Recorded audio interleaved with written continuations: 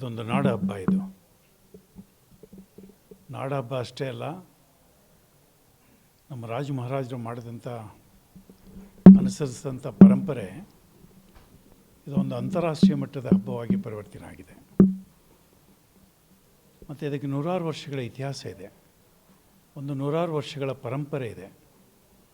ಇದಕ್ಕೆ ಕೇವಲ ದೈವಿಕ ಹಿನ್ನೆಲೆ ಮಾತ್ರ ಇಲ್ಲ, ಪಾರಂಪರಿಕ ಹಿನ್ನೆಲೆ ಮಾತ್ರ ಅಲ್ಲ, ಬಹುಶಃ ಒಂದು ನಾಡಿನ ಕಲೆ, ಸಾಹಿತ್ಯ, ಸಂಸ್ಕೃತಿಯನ್ನು ಹೇಗೆ ಉಳಿಸಿ ಬೆಳೆಸಬೇಕು ಅನ್ನುವಂಥ ವಿಷಯದಲ್ಲಿ ಕೂಡ ಈ ನಾಡ ಹಬ್ಬದ ಮೂಲಕ ಅತ್ಯಂತ ವಿಶೇಷವಾದ ಆದ್ಯತೆಯನ್ನು ಕೊಟ್ಟಿರುವಂಥದ್ದನ್ನು ನಾವು ಕಾಣ್ತೇವೆ. ಗ್ರಾಮೀಣ ಬದುಕಿನ ಸೊಗಡು, ಹಳ್ಳಿಗಾಡಿನಲ್ಲಿ ನಡೆಯುವಂಥ ಹಬ್ಬ ಹರಿದಿನಗಳನ್ನು ಕೂಡ ಜೋಡಿಸಿಕೊಂಡು ಬಹುಶಃ ಒಂದು ಮೆರಗನ್ನು ಕೊಡುವಂಥ ಒಂದು ವಿಶೇಷವಾದಂಥ ವಾತಾವರಣವನ್ನು ಈ ದಸರಾದಲ್ಲಿ ನಮಗೆ ಕಾಣಲಿಕ್ಕೆ ಸಾಧ್ಯ ಇದೆ. ಈ ನವರಾತ್ರಿ ಅನ್ನುವಂಥದ್ದು ಭರತ ಭೂಮಿಯ ಪರಂಪರೆಯಲ್ಲಿ ಒಂದು ವಿಶೇಷವಾದ ಆದ್ಯತೆಯನ್ನು ಪಡೆದಿರುವಂಥದ್ದು. 9 ದಿನಗಳ ಕಾಲ ನಾವು ತಾಯಿ ಚಾಮುಂಡಿಯನ್ನು ಆರಾಧನೆ ಮಾಡ್ತೇವೆ. ನಾಡಿನಲ್ಲಿ ಶಾಂತಿ, ನೆಮ್ಮದಿ, ಸುಭಿಕ್ಷೆ ನೆಲೆಗೊಳ್ಳಬೇಕು, ಅದಕ್ಕೆ ದೈವಿ ಶಕ್ತಿಗಳ ಅನುಗ್ರಹವಾಗಬೇಕು, ಕಾಲ ಕಾಲಕ್ಕೆ ಮಳೆ ಆಗಬೇಕು, ನಾಡು ನೆಮ್ಮದಿಯಿಂದ ಬಾಳೆ ಬದುಕಬೇಕು ಅಂಥೇಳಿ 9 ದಿನಗಳ ಕಾಲ ದೈವಿ ಶಕ್ತಿಗೆ ಶರಣಾಗಿ ದೈವಿ ಶಕ್ತಿಯನ್ನು ಆರಾಧನೆ ಮಾಡುವಂಥ, ನಾಡಿನ ಒಳಿತಿಗಾಗಿ ಪ್ರಾರ್ಥನೆ ಮಾಡುವಂಥ ಒಂದು ವಿಶೇಷವಾದ ಹಬ್ಬ ಅದು ನಾಡ ಹಬ್ಬ ದಸರಾ. ಇದು ಮೂಲತಃ ವಿಜಯನಗರ ಅರಸರಿಂದ ಬಂದಂಥ ಒಂದು ಪರಂಪರೆ. ವಿಜಯನಗರ ಆಡಳಿತ ಎಲ್ಲಿವರೆಗೆ ಇತ್ತೋ ಅಲ್ಲಿವರೆಗೆ ಕೂಡ ವಿಜಯನಗರ ಅರಸರು ಇದನ್ನು ಬಹುಶಃ ಆಡಳಿತ ಮಾಡ್ತಾ ಬಂದಿರುವಂಥದ್ದನ್ನು ನಾವು ಕಾಣ್ತೇವೆ. ವಿಜಯನಗರ ಅರಸರ ಕಾಲಾನಂತರ ಆ ಪರಂಪರೆಯನ್ನು ನಮ್ಮ ಮೈಸೂರು ಅರಸರು ಮುಂದುವರ್ಸ್ಕೊಂಬಂದಿದ್ದಾರೆ. ಒಂದು ವಿಶೇಷವಾದ ಘಟನೆ ನಿಮ್ಮ ಗಮನಕ್ಕೆ ತರೋದಾದರೆ, ಏನು ಬಹುಶಃ ಸಿಂಹಾಸನ ಮೈಸೂರಿನಲ್ಲಿ ಇದೆಯೋ ಅದಕ್ಕೆ ಅತ್ಯಂತ ಒಂದು ಆಳವಾದ ಹಿನ್ನೆಲೆ ಇದೆ. ಕನಿಷ್ಠ ಒಂದು 5,000 ವರ್ಷಗಳ ಹಿನ್ನೆಲೆ ಮತ್ತು ಇತಿಹಾಸ ಆ ಸಿಂಹಾಸನಕ್ಕಿದೆ. ಅದು ಮೂಲತಃ ಈ ಸಿಂಹಾಸನ ಪಾಂಡವರಿಗೆ ಸೇರಿದ್ದು. ಧರ್ಮರಾಯ ಅದರ ಮೇಲೆ ಕೂತು ಆಡಳಿತವನ್ನು ಮಾಡಿದ್ದಾರೆ. ಬಹುಶಃ ಪಾಂಡವರ ಕಾಲಾನಂತರ ಅದು ಭೂಮಿಯಲ್ಲಿ ಮುಚ್ಚಿಡಲಾಯಿತು.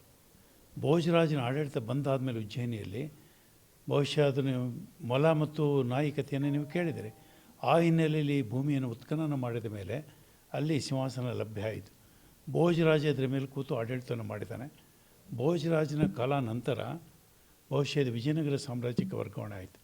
300 ವರ್ಷಗಳ ಕಾಲ ವಿಜಯನಗರ ಅರಸರು ಕೂಡ ಈ ಸಿಂಹಾಸನ ಮೇಲೆ ಕೂತು ಆಡಳಿತವನ್ನು ಮಾಡಿದ್ದಾರೆ. ವಿಜಯನಗರ ಅರಸರ ಆಡಳಿತ ಕೊನೆಯಾದ ಮೇಲೆ ಈ ಸಿಂಹಾಸನ ಮೈಸೂರಿಗೆ ವರ್ಗಾವಣೆ ಆಗಿದೆ. ಕಳೆದ 300 ವರ್ಷಗಳಿಂದ 400 ವರ್ಷಗಳಿಂದ ಈ ಸಿಂಹಾಸನ ಮೈಸೂರಿನಲ್ಲಿದೆ. ಹೀಗಾಗಿ ಎಲ್ಲ ಹಂತದಲ್ಲಿ ಕೂಡ ನೀವು ತೆಗೆದುಕೊಂಡಾಗ ಒಂದು ಐತಿಹಾಸಿಕ ಹಿನ್ನೆಲೆ ಇರುವಂಥದ್ದನ್ನು, ಪಾರಂಪರಿಕ ಹಿನ್ನೆಲೆ ಇರುವಂಥದ್ದನ್ನು ನಾವು ಮೈಸೂರು ದಸರಾದಲ್ಲಿ ಕಾಣಲಿಕ್ಕೆ ಸಾಧ್ಯ ಇದೆ. ಅಂತಾರಾಷ್ಟ್ರೀಯ ಮಟ್ಟದ ಎಲ್ಲ ಜನಗಳು ಕೂಡ ಇದು ಬರ್ತಾರೆ. ಒಂದು ಕಡೆಗೆ ಪ್ರವಾಸದ ಬೆಳವಣಿಗೆ ಇರ್ಬೋದು, ನಾಡಿನ ಪರಂಪರೆಯನ್ನು ಎತ್ತಿ ತೋರಿಸುವಂಥದ್ದಿರ್ಬೋದು, ದಸರಾದ ಮಹಿಮೆಯನ್ನು ಕಾಣಲಿಕ್ಕೆ ಸಾಧ್ಯ ಇರುವಂಥದ್ದು ಇರ್ಬೋದು. ಈ ಎಲ್ಲ ಹಂತದಲ್ಲಿ ಕೂಡ ಮೈಸೂರು ದಸರಾ ಒಂದು ವಿಶೇಷವಾದ ಮಾನ್ಯತೆಯನ್ನು ಪಡೆದಿರುವಂಥದ್ದನ್ನು ನಾವು ಕಾಣ್ತಿದ್ದೇವೆ. ಈ ವರ್ಷವೂ ಕೂಡ ಸಕಾಲದಲ್ಲಿ ಮಳೆ ಆಗಿದೆ, ನಾಡು ನೆಮ್ಮದಿಯಿಂದ ಇದೆ, ಸುಭಿಕ್ಷೆಯಿಂದ ಇದೆ. ಆ ತಾಯಿ ಆರಾಧನೆ ಅತ್ಯಂತ ಶ್ರದ್ಧೆಯಿಂದ, ಭಕ್ತಿಯಿಂದ ನಾವು ಹೇಗೆ ಹಿಂದಿನಿಂದ ಆಚರಣೆ ಮಾಡ್ಕೊಂಬಂದಿದ್ದೇವೆ ಅದೇ ರೀತಿ ಈ ವರ್ಷವೂ ಕೂಡ ಆಚರಣೆ ಮಾಡ್ತಾ ಇರುವಂಥದ್ದನ್ನು ನಾವು ಕಾಣ್ತಿದ್ದೇವೆ.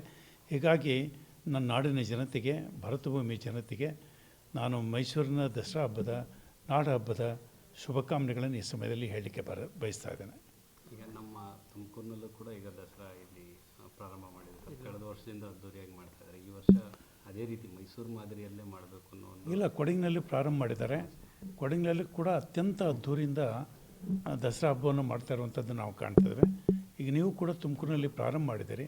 ಈ ರೀತಿ ಮಾಡಿದಾಗ ಏನಾಗುತ್ತೆ ಅಂದರೆ, ಬಹುಶಃ ಜನಗಳಿಗೆ ತಮ್ಮಲ್ಲಿರುವಂಥ ಕಲೆಯನ್ನು, ಸಂಸ್ಕೃತಿಯನ್ನು, ಒಂದು ನಾಡಿನ ಪರಂಪರೆಯನ್ನು, ಒಂದು ನಾಡಿನ ಐತಿಹಾಸಿಕ ಹಿನ್ನೆಲೆಯನ್ನು, ಒಂದು ನಾಡಿನ ಸಾಂಸ್ಕೃತಿಕ ಹಿನ್ನೆಲೆಯನ್ನು, ಆ ಜನ ಬೆಳೆದು ಬಂದಂಥ ಬಹುಶಃ ಎಲ್ಲ ದೈವಿಕ ಹಿನ್ನೆಲೆಯನ್ನು ನಾವು ಎತ್ತಿ ತೋರಿಸಲಿಕ್ಕೆ, ಮುಂದಿನ ಪೀಳಿಗೆಗೆ ಅದನ್ನು ವರ್ಗಾವಣೆ ಮಾಡಲಿಕ್ಕೆ ಸಾಧ್ಯ ಆಗ್ತದೆ. ಹೀಗಾಗಿ ನೀವು ತೆಗೆದುಕೊಂಡಂಥ ತೀರ್ಮಾನ ಖಂಡಿತವಾಗಿ ಕೂಡ ಬಹಳ ಉತ್ತಮವಂಥ ತೀರ್ಮಾನ.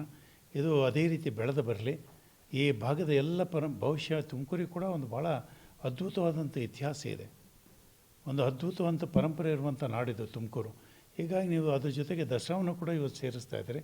ಈ ನವರಾತ್ರಿ ದಿನಗಳು ಬಹುಶಃ ತುಮಕೂರಿನಲ್ಲಿ ಕೂಡ ಒಂದು ಅದ್ಭುತವಾದಂಥ ದಸರಾದ ಕಾರ್ಯಕ್ರಮ ಇಲ್ಲಿ ಕೂಡ ಆಗಲಿ, ಇಲ್ಲಿ ಕೂಡ ಆ ಪರಂಪರೆಯನ್ನು ಎತ್ತಿಡುವಂಥ ಕೆಲಸ ಈ ಜನಗಳಿಂದ ಆಗುವಂಥದ್ದು ನಿಜಕ್ಕೂ ಕೂಡ ಒಳ್ಳೆ ಬೆಳವಣಿಗೆ ಅನ್ನೋಂಥ ಮಾತನ್ನು ಹೇಳಲಿಕ್ಕೆ ಬಯಸ್ತಾ ಇದ್ದಾನೆ.